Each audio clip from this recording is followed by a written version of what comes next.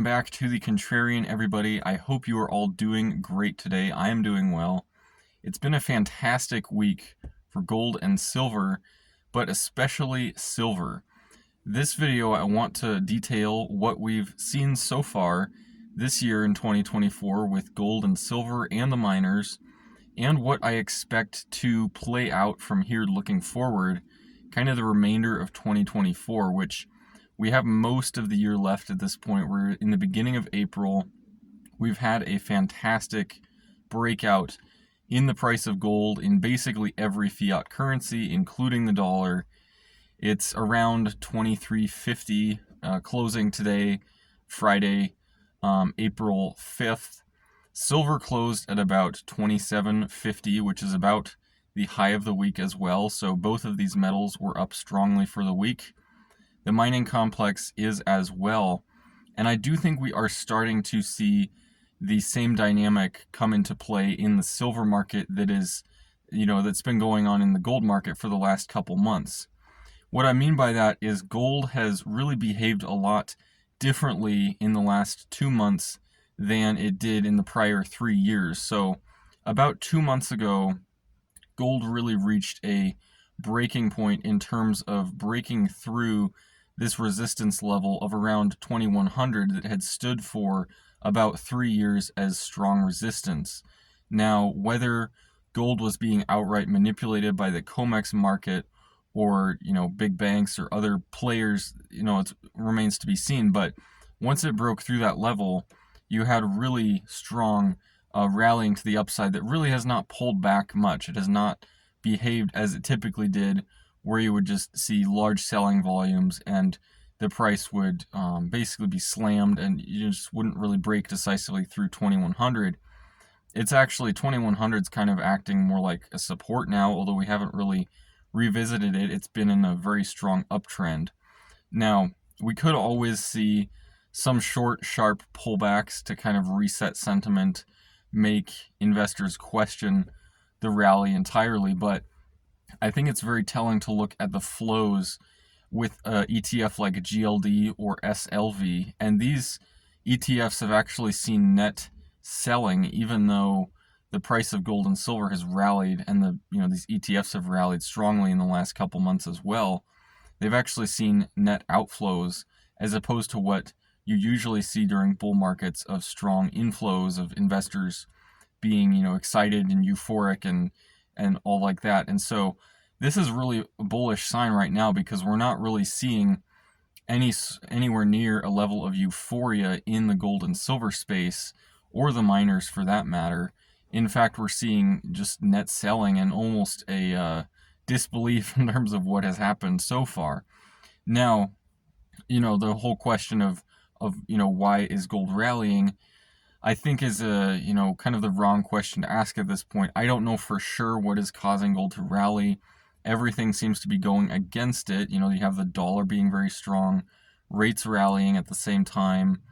The stock market is doing well, which some say might take away interest in gold and silver, when the stock market's doing well.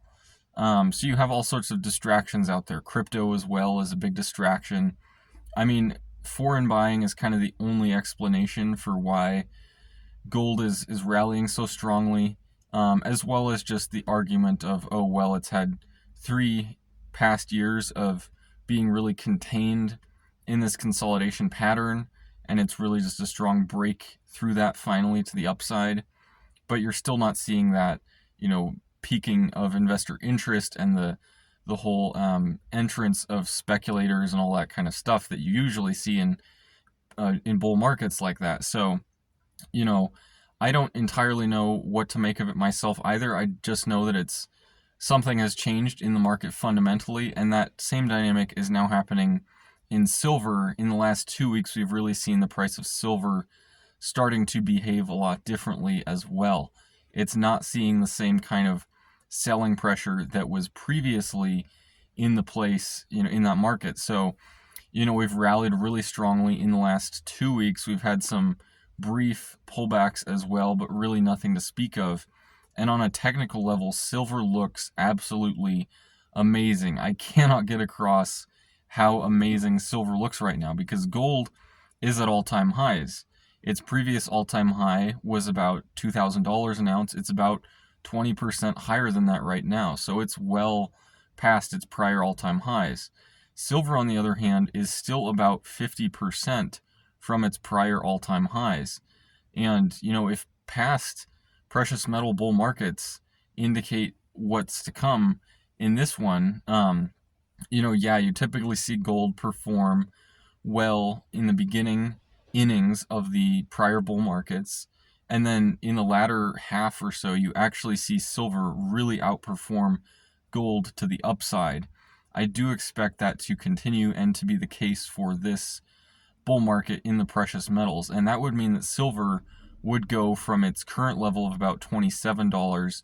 If it revisited its prior all-time highs in 2010, 2011, that would be about 100% upside from here just in the physical metal. Not talking about if you're using options or miners or things like that, which really do see explosive interest in comparing it to prior bull markets that we have examples of. So, base case for silver in that kind of an environment is about 100% gains. Gold could go to maybe $3,000 an ounce, and that's about, 30-40% upside from here, which is fantastic for gold. And the gold miners would, probably do 3 or 4 times that. But, silver, if silver does 100% gains, the miners could do, 300-400% gains easily. The juniors could do, 10x's on some of them. Now, the junior players are a lot more speculative. Finding the right ones to get into is a difficult task. There are some out there who I, trust because they've kind of found the ones in the past, and it's maybe easier for them to find them. But in prior gold markets, in the bull markets for gold and silver, the miners really do outperform in kind of the latter stages of the bull phase as well. Now, there's a lot of more skeptical people out there right now. With the miners in particular, they're saying, oh, this is different. The miners have really underperformed so far. We don't expect them to participate as much as they have in the past. I would really question that. And, as much as I like to dog on the management behind some of these mining companies and things like that, who really have not, been as effective as they could have been, really not sold their business as well as they could have. At the end of the day, if the commodity that the mines are producing doubles in selling price, that really, makes the multiple do multiples of that. The price per earnings could be, go way down from there, and therefore the price could go way up. So, and not to mention just the return of interest that has really not been there for the last 2 to 3 years. Everyone else has been chasing, Nvidia or Tesla or whatever other stocks out there have been really popular, or the FANG stocks, things like that.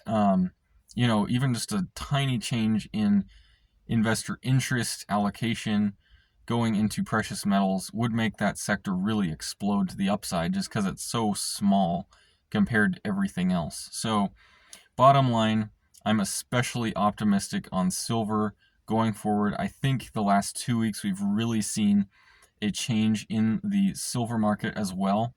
I think the miners are just beginning to start to, get that going for them as well. I think the miners will very much so outperform in the remainder of 2024. I think silver very much so will as well. We could actually see something like the SilverSqueeze happen now at this point. I mean, Costco has started selling physical gold and silver bars. It's kind of starting to reach that mainstream type level of attention and interest. So, if that really does continue, if investors, if just the broader population starts to be interested in physical gold and silver, or getting into the miners in their portfolios, like what we've seen with crypto, kind of. I mean, that's more of a speculative type side, but in the prior crypto bull manias, when it kind of when you could gauge the top was almost when your average person was starting to tinker around in crypto. And the precious metals, I think, is going to be kind of the same deal with the peak, with the speculative peak that we reach. I think that will be very much so gaugeable in terms of when the maximum possible people getting into the market are there, and we're nowhere close to that right now. So I do expect the precious metals to really have their time in the sun this year in 2024. It's been a long consolidation pattern, but I think it will very much so be worth it. It's almost like the longer the consolidation is drawn out, the more pessimistic everybody gets.